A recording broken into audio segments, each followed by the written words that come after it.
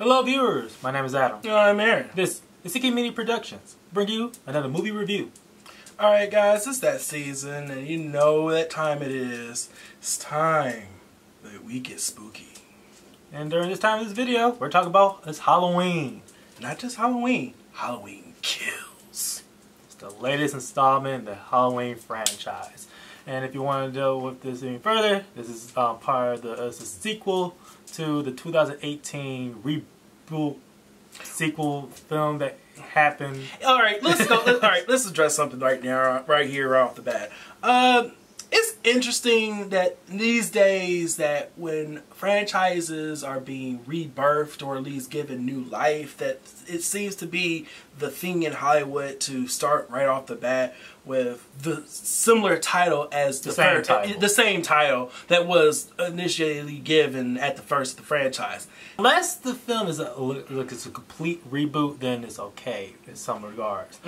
But when it comes to films like the 2018 Halloween movie, the 2021 Candyman movie, like it's not even just like in like movies. There's also like video games do it too. Like with the latest God of War series, that's God of War, even though there was already God of War in the beginning. It's weird. Those are actual supposed to be continuations and actual sequels to those story that they sprung off of.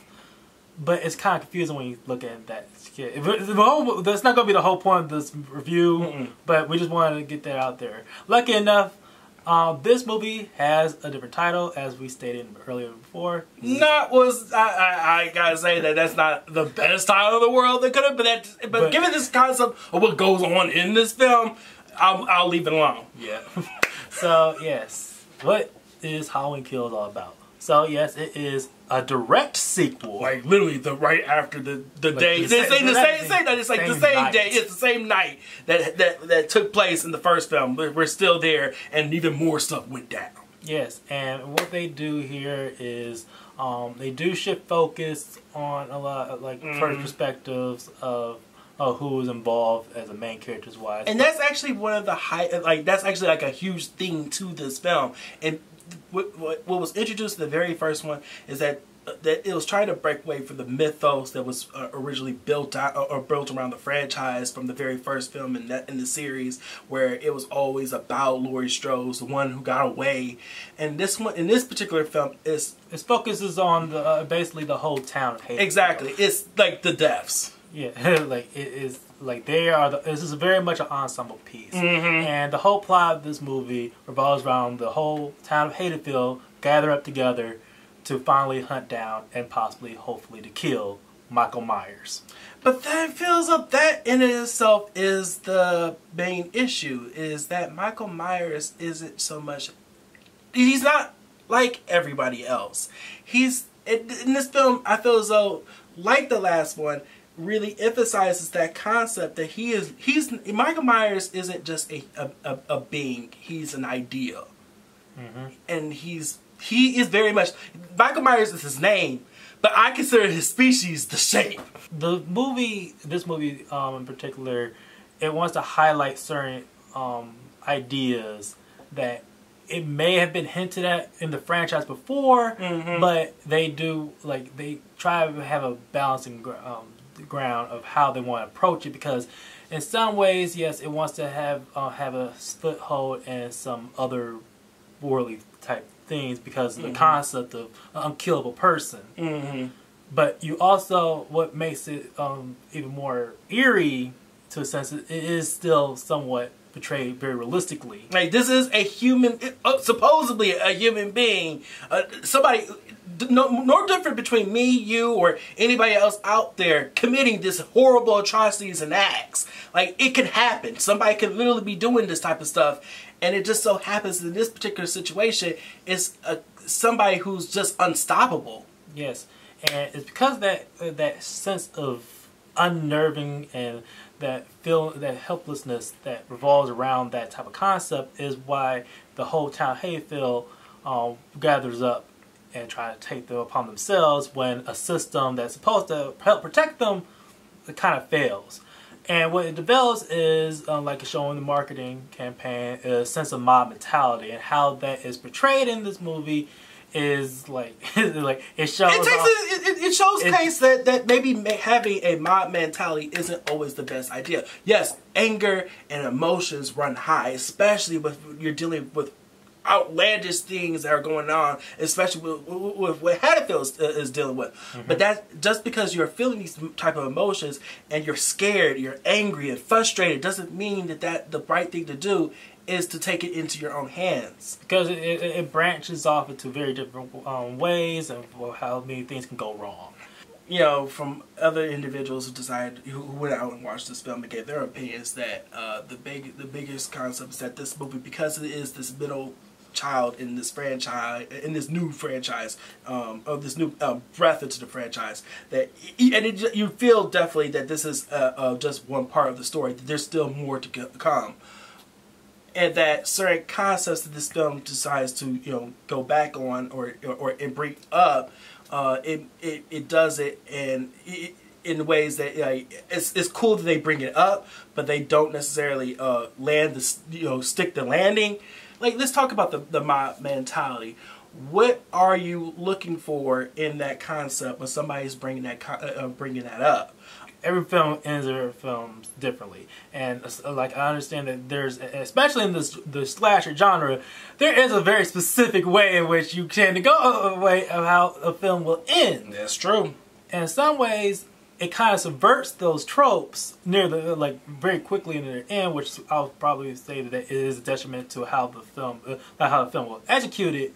But it like I said, like how you interpret it, how this film ends, it varies wildly. And I think it's a better way to watch how the characters. Exactly. The mob is basically a part of the reason why this film is more of an ensemble instead of a singular focused main character.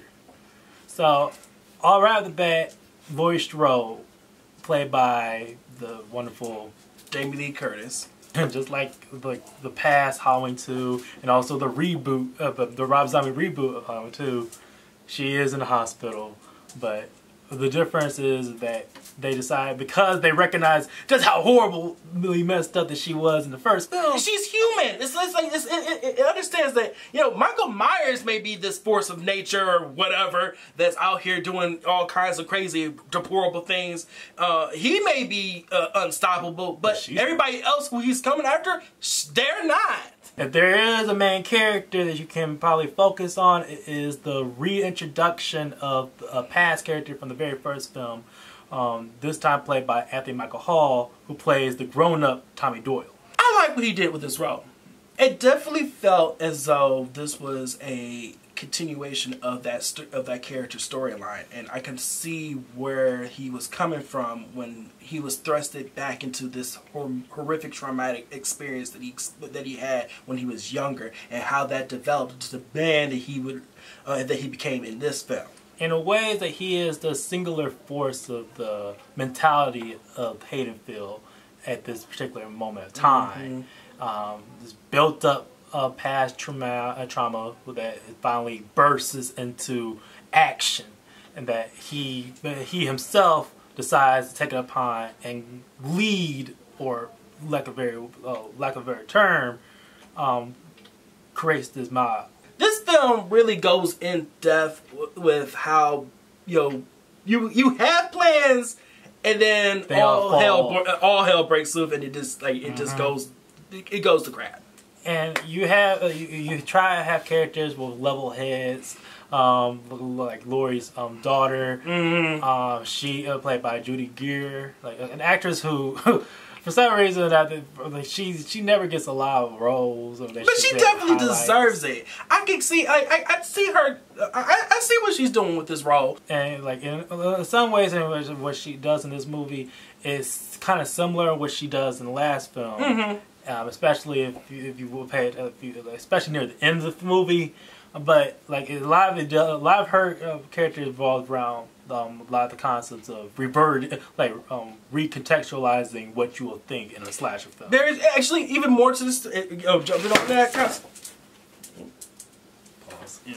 The some of the characters that you wouldn't even think about They like callbacks from the original film that get highlighted upon with characters you didn't think that like you would think that it's going to be appearing, but yet it happens. So you can stay on the lookout for how that is developed in a very unique way. I loved it.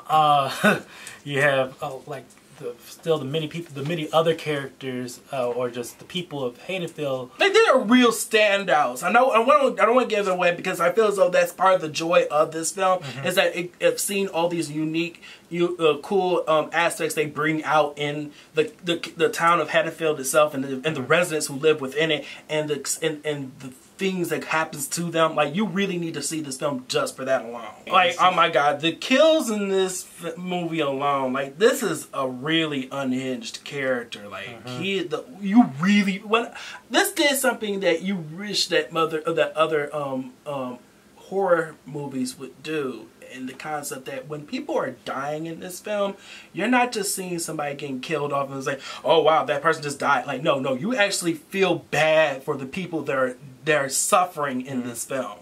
And some, like, we're in the area with this video where we talked about production, and we kind of knocked a bit, like, criticized a bit from the last film, where like it doesn't. The way that film wasn't as necessarily as atmospheric as it should have, but this film does bring back that atmosphere. Oh, it from does. The gritty, basically much more greening of the grain of the images. You can feel that that presence of that nostalgia kick in. Yes, and it's all like a lot of ways. It's like a updated 1970s movie in some regards.